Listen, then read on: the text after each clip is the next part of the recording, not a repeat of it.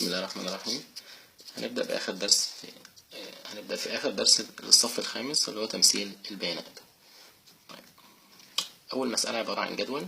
الجدول ده بيقول لي الجدول التالي يمثل درجات عدد من التلاميذ، والجدول بتاعي عبارة عن خانتين، خانة للمجموعات، خانة لعدد التلاميذ. يبقى أنا قسمت الفصل بتاعي على حسب الدرجات اللي هم حصلوا عليها في الاختبار. فكان المجموعة الأولى من اللي جايبين من 10 درجات إلى أقل من 20 درجة، دول كان عددهم 4 تلاميذ. المجموعة التانية من 20 إلى أقل من 30 درجة كانوا 6 تلاميذ، وهكذا لحد المجموعة الأخيرة من 40 إلى 50 درجة وحصل عليها 7 تلاميذ. طيب المجموعة هنا 20. المطلوب مني: 1. أمثل البيانات بالمدرج التكراري. 2. أمثل البيانات بالمضلع التكراري. 3. أمثل البيانات بالمدرج التكراري والمضلع التكراري في نفس الوقت. يبقى هو ممكن يطلب مني واحدة من الثلاثة دول، يا مدرج تكراري بس، يا مضلع تكراري بس، يا اما الاثنين مع بعض. طيب هنبدأ الأول نرسم المدرج التكراري. طيب. أنا بجيب ورق رسم بياني وبرسم محورين، واحد أفقي وواحد رأسي. الأفقي بكتب عليه الخانة الأولى عندي اللي هي خانة المجموعات، وبقسمها بالظبط زي ما هي جاية في الجدول، لأن خانة المجموعات دايما بتيجي في الجدول مرتبة، فهو جايبها لي 10 20 30 40. يبقى أنا بعملها برضو بنفس الشكل كده: 10 20 30 40. طيب هنا هكتب 10 على الخط الأول. عندي حالتين: ممكن ان انا اسيب خط واكتب على الخط اللي بعده، وممكن ان انا ما اسيبش. يبقى هنا 10 20 30 40 لحد نهاية المجموعة الأخيرة عندي هنا اللي هي 50، لأن الجدول بتاعي بادئ 10 20، يبقى كل مرة بيزود 10، يبقى آخر مجموعة دي هتنتهي من 40 إلى 50. طيب بعد كده هروح على الخانة التانية اللي هي خانة عدد التلاميذ، فاكتب هنا عدد التلاميذ. طيب عدد التلاميذ هنا على حسب الأعداد اللي موجودة عندي هنا هبدأ إن أنا أرتبها. فعندي مسائل ممكن أرتب المحور الرأسي بالشكل ده: 1 2 3 4 5 إلى ما لا نهاية. ممكن أرتبه 2 4 6 8، ممكن أرتبه 5 10 15 20، ممكن أرتبه 10 20 30 على حسب المسائل. المهم إن هو يترتب، لأن طبعا لو أنا كتبته من هنا في بعض التلاميذ تخطأ وتكتبه على طول من هنا، تكتب 4 6 3 7 وتكتب 4 6 3 7، طبعا كده مش مرتب، يبقى كده خطأ. انما انا هرتبه على حسب الاعداد دي. طيب خانة المجموع ديت ماليش دعوه بيها خالص في الترتيب، انا ماليش دعوه بيها، ما بدخلهاش في الترتيب معايا، لان في التمثيل هي مش هتخش معايا. طيب انا هنا عندي الاعداد 4 6 3 7، طبعا دي اعداد صغيره، يبقى انا امشي عادي خالص: 1 2 3 4 5 6، واكبر عدد عندي هنا 7. طيب هبدا بقى ارسم المدرج التكراري. طيب هرسمه ازاي؟ هروح على المجموعه الاولى هلاقيها كام؟ 4.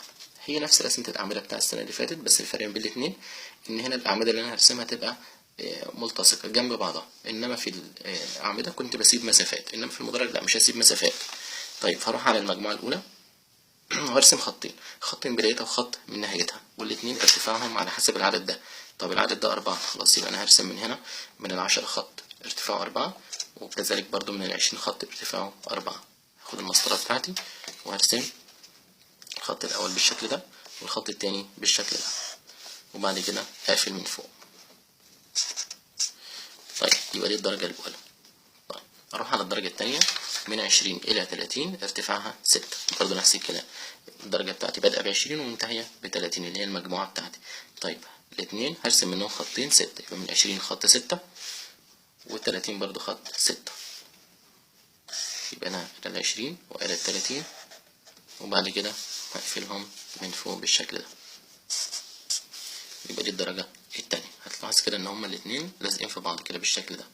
طيب اروح على الدرجة التالتة من 30 الى 40 3، يبقى من 30 3 ومن 40 برضو 3، يبقى الاتنين هرسم من هنا خط والخط التاني مرسوم، يبقى انا بس هقفلهم كده من فوق. يبقى دي الدرجة التالتة. اروح على الدرجة الرابعة ال 40 ل 50، برضو من هنا 7 ومن هنا 7، يبقى هرسم من هنا ومن هنا، وبعد كده اقفل من فوق، ويبقى ده رسمة المدرج التكراري بتاعي بالشكل ده. تمام. طيب هروح على الرسمة التانية، عايز ارسمها انا مضلع تكراري، برضو نفس الكلام، عندي محور افقي ومحور رأسي. المحور الافقي هاخد نفس الجدول، برضو المسألة نفس الجدول، هاخد هنا المجموعات وهنا عندي التكرار او اللي هي عدد التلاميذ. طيب هنا اول خط 10 ما اكتبش من هنا ال10، اكتبها من اول خط هنا. هنا عندي 20 30 40 وعندي اخر خط عندي اللي هو ال50. طيب هنا عندي طبعا الاعداد صغيره، يبقى همشي 1 2 3 4 5 6 7.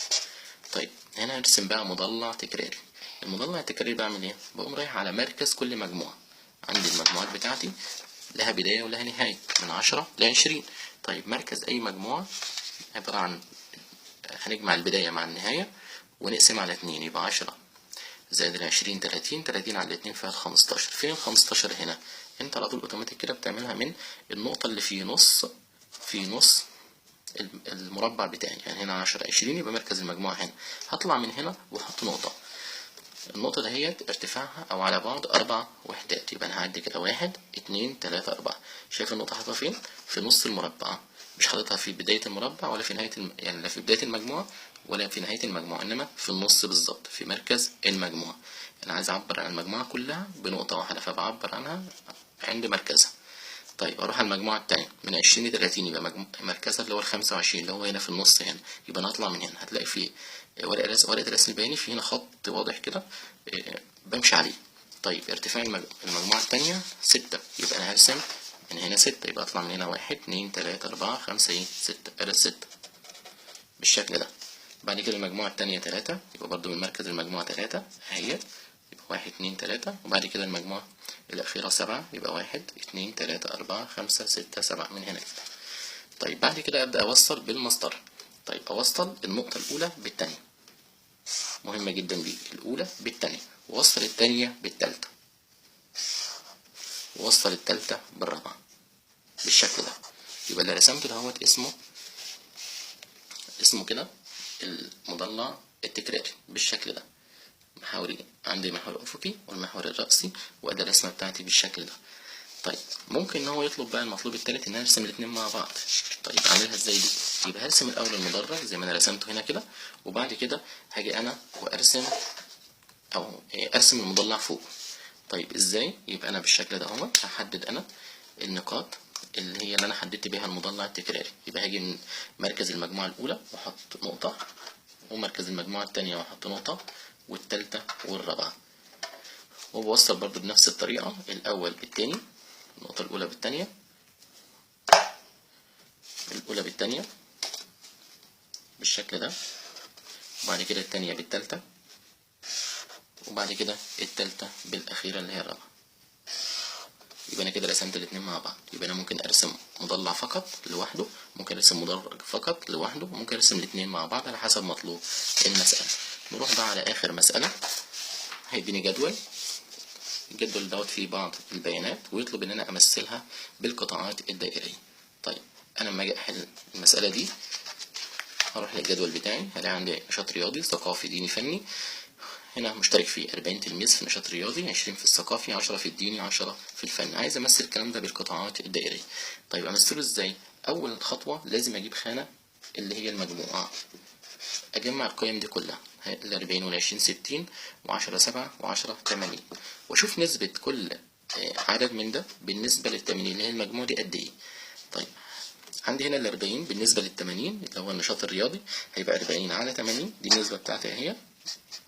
هبسطها لأبسط صورة، صفر يروح مع صفر، وأربعة على أربعة فيها الواحد على أربعة فيها الاتنين. يبقى كده النسبة دي عبارة عن نص، يعني ال40 دهيت اللي هي عدد التلاميذ المشتركين هو نص عدد التلاميذ كلهم. طيب دي لما اجي امثلها في قطاعات دائريه بعمل ايه؟ بقوم رايح جايب دايره، راسم انا دايره، واقوم رايح جاي واخد راسم قطر عشان اقسمها نصين بالشكل ده، ويبقى نص الدايره دهوت انا هحدده او هخصصه للنشاط الرياضي. يبقى اكتب هنا النشاط الرياضي اللي هو مشترك فيه 40 تلميذ. بعد كده اروح على النشاط الثقافي هلاقي 20 تلميذ. طب ال20 دي بالنسبه للتانيين قد ايه؟ هلاقي ال20 دي ربعها، لما اجي ابسطها 20 على 80 اهيت. يبقى لو عايز اعرف نسبة اي عدد من اللي موجودين في الجدول دول بالنسبة للمجموع اقسمهم على بعض، اقسم العدد اللي موجود في الجدول على المجموعة.